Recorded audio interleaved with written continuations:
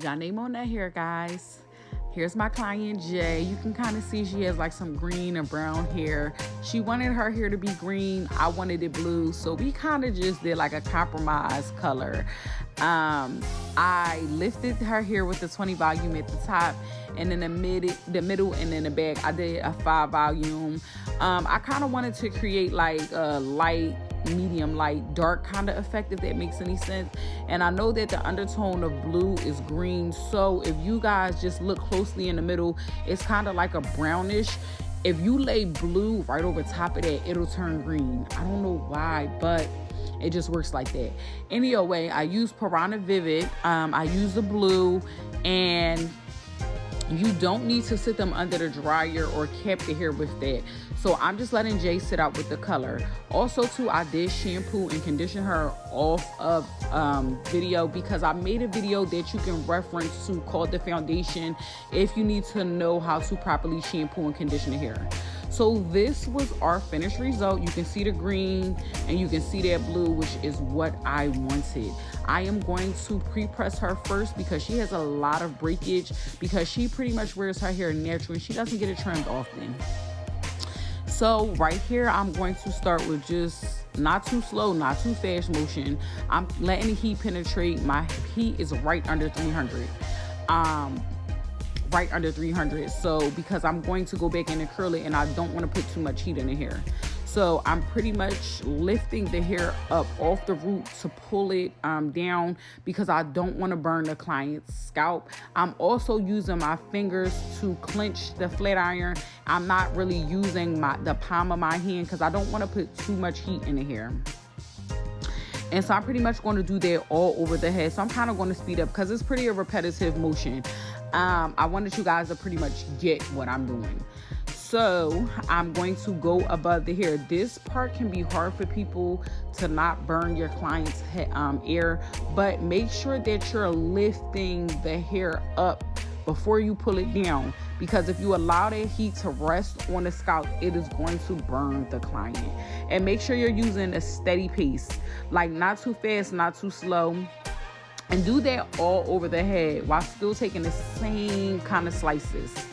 So I'm pretty much going to start and do the back area. What I do to my right side, I always do to my left side.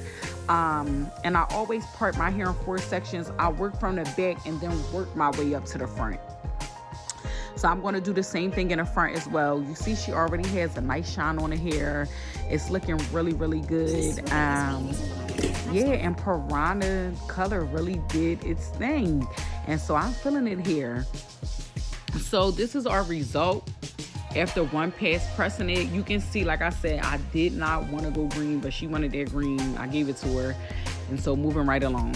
So the trimming part, I'm going to start off at her bangs because I wanted to give her a fair falset look. Sidebar, the client has the final say so. I am a professional. I've been doing this for a while. Clients have to live with their hair at home. Now, you can advise them that they need a cut, but if they don't want it, they technically don't have to get it, and you technically don't have to give it to them.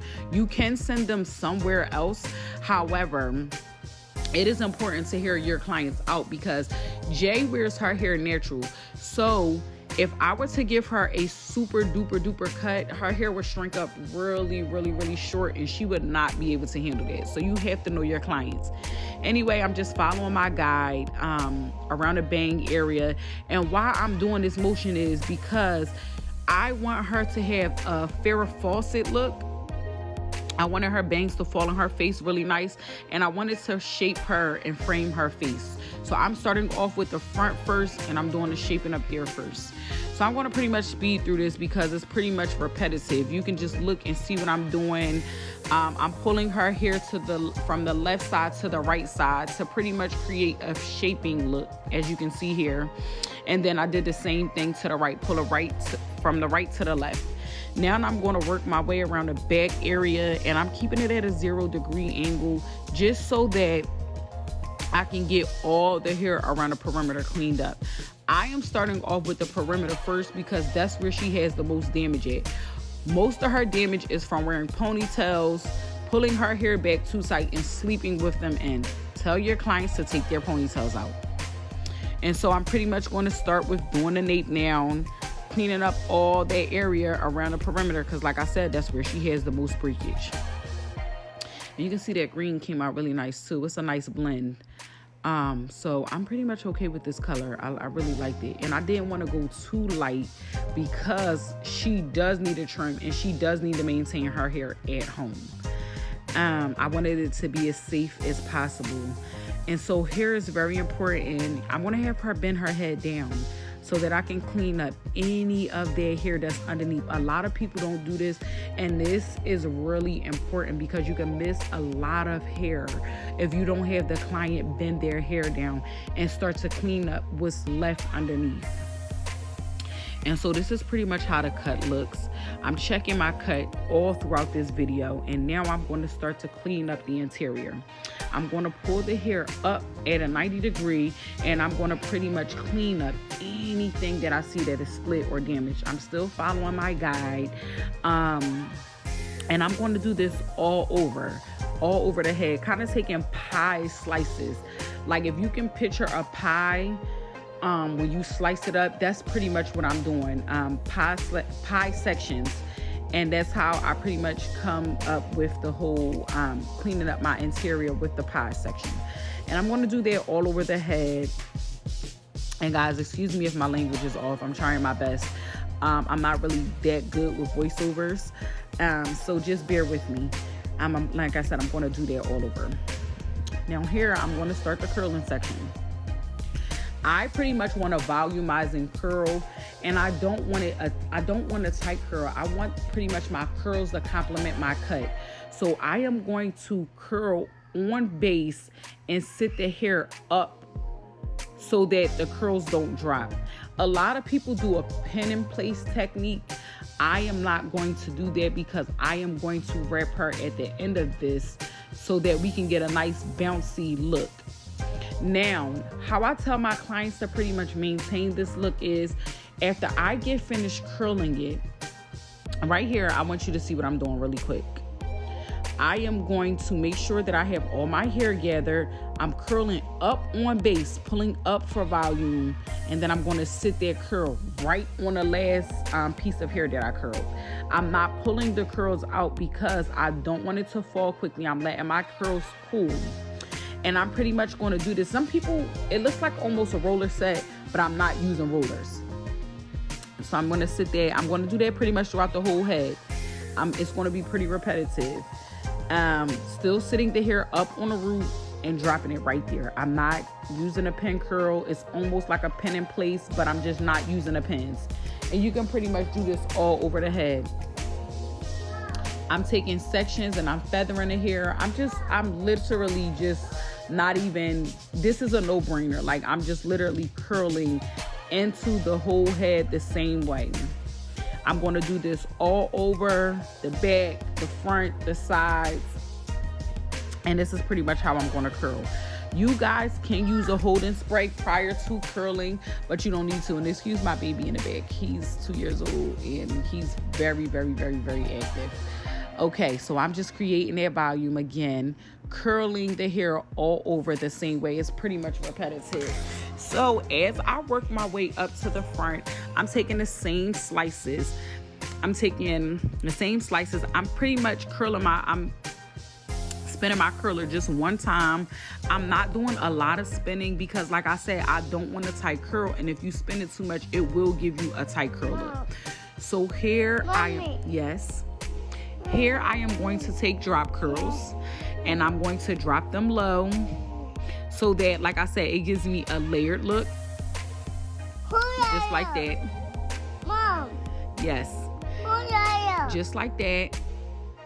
And then I'm going to start to make them just a tad bit tighter in the face so that it can support my layer cut. Now, in the front part, I am going to start to take diagonal sections because I want this to fall in her face. When you guys want it to fall in your face, you have to curl towards the face, not away from the face. If you curl away from the face, it's going to create like a grandmama effect almost, and you won't have that fall in your face kind of look that I'll show you towards the end what I mean by fall in the face. With her bang area here, I'm going to pretty much curl it down just like that. still sitting it on base. Still sitting it there so that I'm not pulling the curl out. I'm not combing through the curls. I really am just taking my time. And I'm going to do that pretty much all over. Okay, so here is the finished look. You see how shiny it is. We haven't done much to it. I'm going to start to pull the curls out after I let them cool. I let it sit for maybe like 5 minutes so that it cools down. And here I'm just going to wrap in a pineapple section. I let it cool down before I wrap it, because if you pull your curls out too early, you can lose all your curls. And look at that wrap. You can see the green, you can see the blue. It's just really, really pretty. It came out very, very nice. And so here I'm taking a pineapple section. I'm having my client help me just because her hair is so silky, it's falling. And I do that if I need to. I have my clients help me if I need to. Always make sure their hands are clean. And so I'm going to tie with our Janae Monette Signature Silky. These can be found on our website, janaemonette.com. And I'm going to spin to lock all the hair in to make sure it's locked all in. Here's our inner result. I'm taking a wide tooth comb and I'm just raking the hair back. And look at that. Voila. So I hope that you guys enjoyed this video. The reason why I didn't curl with parts is she can just move her part anywhere that she wants to. She can wear it down, she can wear it to the side, she can wear it forward, she can wear it behind her hair, just anywhere. Look at that. And she's happy and I love it. Make sure you guys subscribe. Tell me how you like this video. And once again, excuse my baby.